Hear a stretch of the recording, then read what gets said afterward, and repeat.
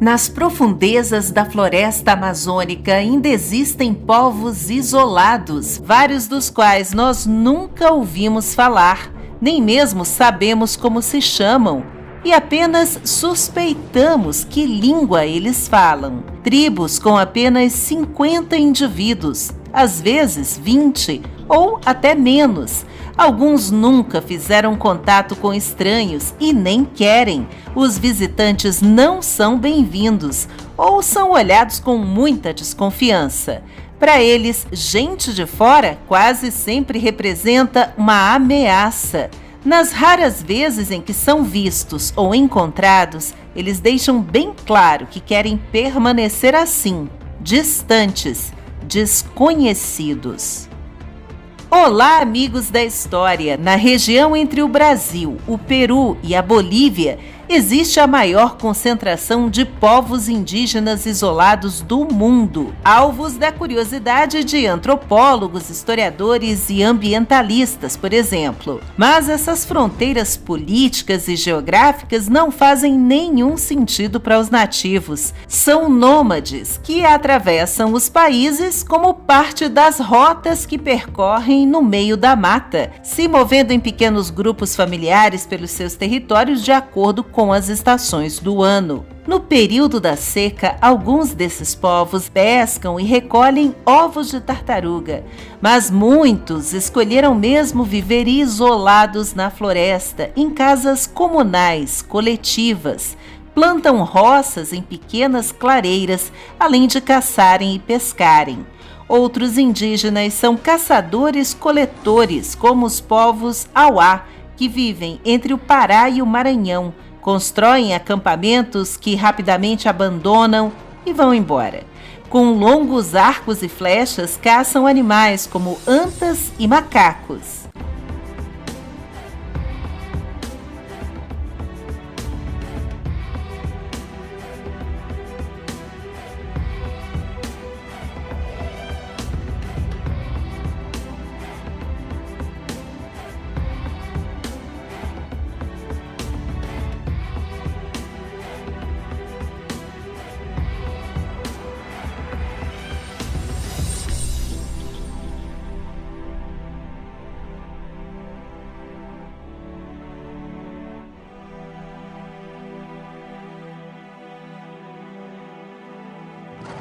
A maioria dos Auá hoje vive em reservas reconhecidas legalmente, só que estão sendo encurralados em espaços cada vez menores, à medida em que os forasteiros invadem as terras e derrubam as florestas, principalmente nas regiões menos fiscalizadas pelas autoridades.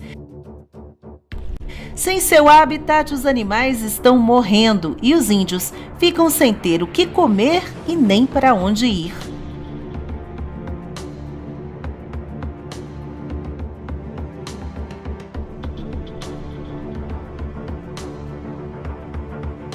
Em Rondônia, mais ou menos uns 15 anos atrás, funcionários da FUNAI, a Fundação Nacional do Índio, entraram na floresta em busca do último sobrevivente de uma dessas tribos isoladas. Eles viajaram até o território desse índio solitário para descobrir se ele ainda estava vivo e como proteger melhor aquela terra. Encontraram um tapiri, a palhoça que servia de habitação para o homem. E lá dentro estava um buraco fundo para ele se esconder caso algum invasor se aproximasse.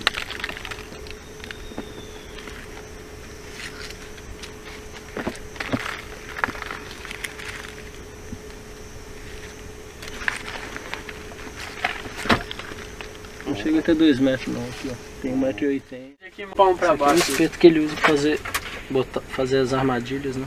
Tá vendo?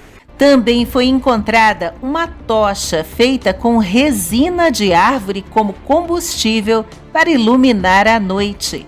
Ao redor da palhoça havia uma plantação de cará e de mamão. Toda a tribo do Homem do Buraco foi exterminada. Também em Rondônia, essas 6 pessoas foram as únicas sobreviventes de um massacre. Ninguém domina a língua dos últimos índios Akuntzu. mas o pouco que se entende é suficiente para saber que a aldeia deles foi destruída e as terras deles foram tomadas para dar lugar a plantações de soja e a criação de gado. Para fugir da violência e das doenças trazidas pelos invasores, a maioria desses povos escolheu se isolar para sobreviver e às vezes são hostis, reagem de maneira agressiva para defender o seu território. Na Amazônia, os que escaparam do ciclo da borracha entre o fim do século XIX e o início do século XX se esconderam nas matas mais distantes e fechadas e evitam qualquer contato de longo prazo. Uma trajetória de mais de 500 anos que começou com os colonizadores portugueses, como a gente sabe, se repetiu e se repete ao longo da história do Brasil.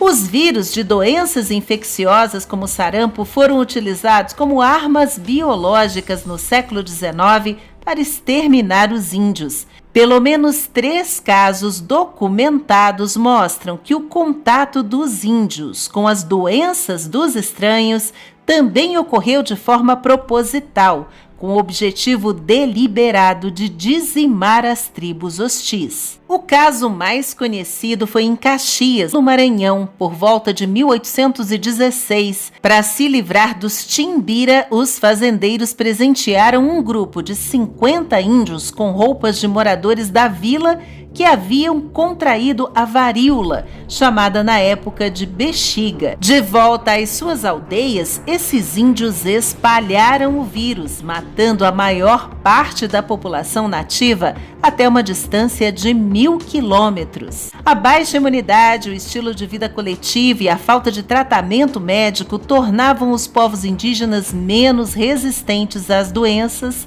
trazidas pelos estrangeiros. Isso sem falar no envenenamento das fontes de água. Quando os portugueses chegaram, estima-se que havia aí entre 2 milhões e até 3 milhões de índios no Brasil. Hoje, não passam de 700 mil. O primeiro contato com os matis no Vale do Javari, no Amazonas, ocorreu em 1978 e foi devastador. Rapidamente matou mais da metade do grupo de pneumonia.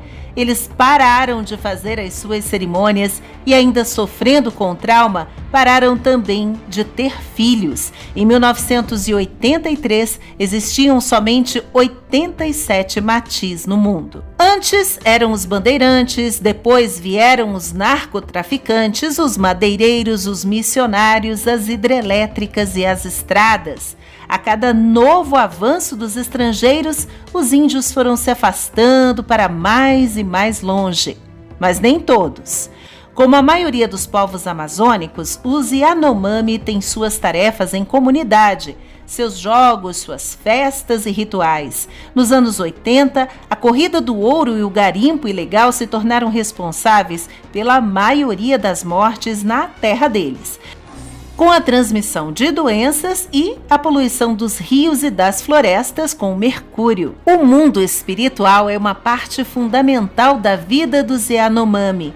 Para eles, toda criatura, pedra, árvore, serra tem um espírito. Os povos dessa etnia de 11 regiões pelo Brasil se juntaram numa organização chamada Rutucara, que significa a parte do céu de onde a terra nasceu, para defender os direitos deles, a cultura e a religião e administrar os seus próprios projetos. Movimentos pelo mundo como o Survival International, que existe há 50 anos e de onde foram coletadas muitas imagens e informações para este vídeo, trabalham em parceria com os povos indígenas para proteger as vidas e as terras deles em várias partes do planeta. Na história do Brasil, esses povos foram muitas vezes vistos como atrasados, inferiores, pecadores e cuja vida vale menos. Assim, índios e não índios foram alternando períodos de convivência mais ou menos pacífica e de conflitos diretos. Mas os filhos da floresta, que querem ficar isolados, merecem ser deixados em paz, merecem ter o seu lugar no mundo, ali guardados pelas copas das árvores. Só não podem ser esquecidos. É importante saber que eles existem e que têm o mais básico e fundamental dos direitos: o direito à vida. Muito obrigada por assistir, se inscreva para conferir outras novidades do canal e até a próxima com uma História a Mais.